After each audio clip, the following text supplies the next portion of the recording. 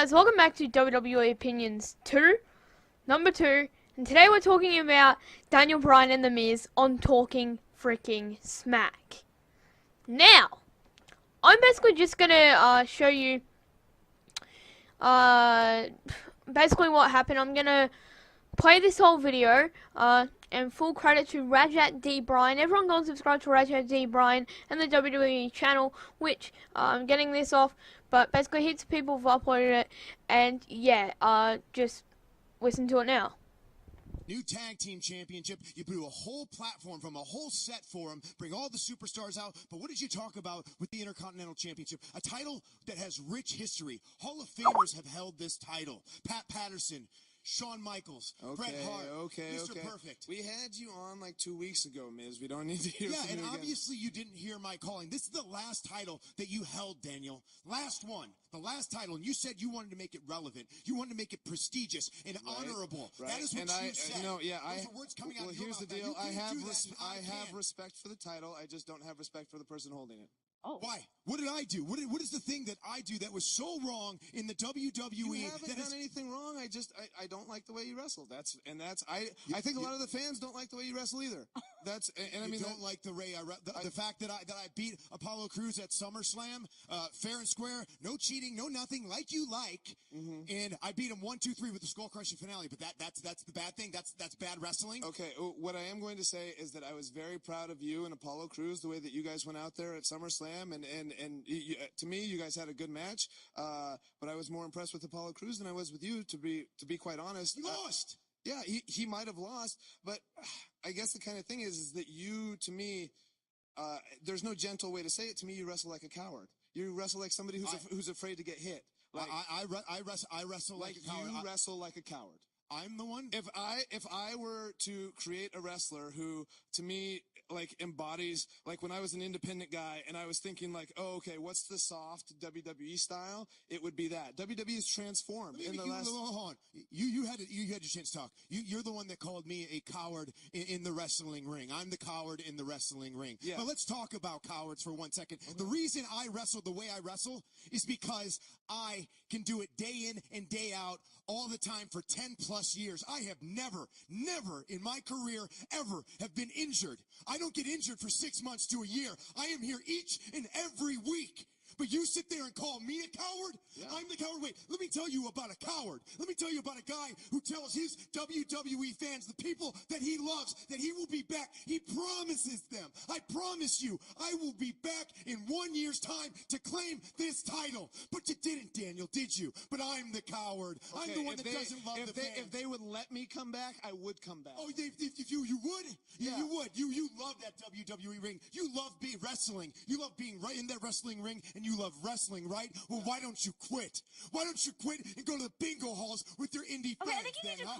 That's not what this show's about. The GM have this. Thank you very much, Renee. This is a great show, but we're talking here. I need to talk to you real quick because the fact is, you're the one that calls me the coward, but you're the one that doesn't get in the WWE ring again. No, don't you walk away from me, Daniel. Don't you walk away. I'm the one that loves the fans. I'm the one that loves everyone and everything. You're the one that gets up and walks away every single time. You're the coward. I am not a coward. I am your Intercontinental Champion, and there's a reason I am the title.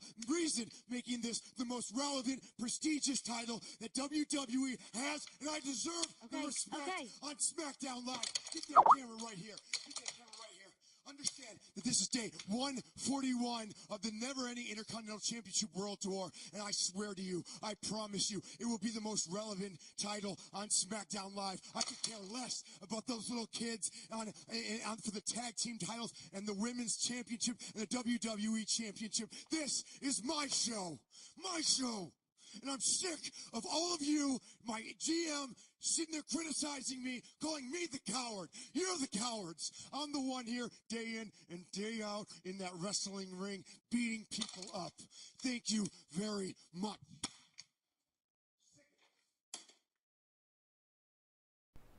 Alright guys, so basically that was an incredible promo cut there by The Miz. Well, I think the part that really set him off was where Daniel Bryan said, if they let me come back, I would. that really set the Miz off, and he made some very valid points. He wrestles day in, day out. His wrestling is, it's still good wrestling, and, he gets to wrestle day in, day out. Obviously, he does his movie as well. But Daniel Bryan does, like, a few good things in a match, and obviously he doesn't wrestle anymore. Also, The Miz was Daniel Bryan's pro when Daniel Bryan came in to the WWE system. So kind of like, basically his mentor, so to say, that would have helped him get used to the WWE, the whole WWE vibe. The Miz has been in the WWE for years, and yeah, I just think the promo was fantastic. We're not sure if it was a shoot or what happened. I'm sure we'll find out tomorrow on SmackDown, though, if it was, if it was a work or what. But obviously Daniel Bryan walked away, and it doesn't look like a work since Renee Young tried to stop it, like, hey, that's not what this show's about.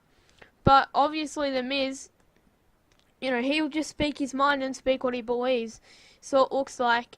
And this could set up for some very interesting things. Obviously, it was great if you heard it. The Miz was some fantastic mic work that, brings some excitement to SmackDown. And Miz basically turned face with this promo because all the fans are just going to love him now. So maybe when his music hits on SmackDown, if he's there tomorrow, everyone will just go off.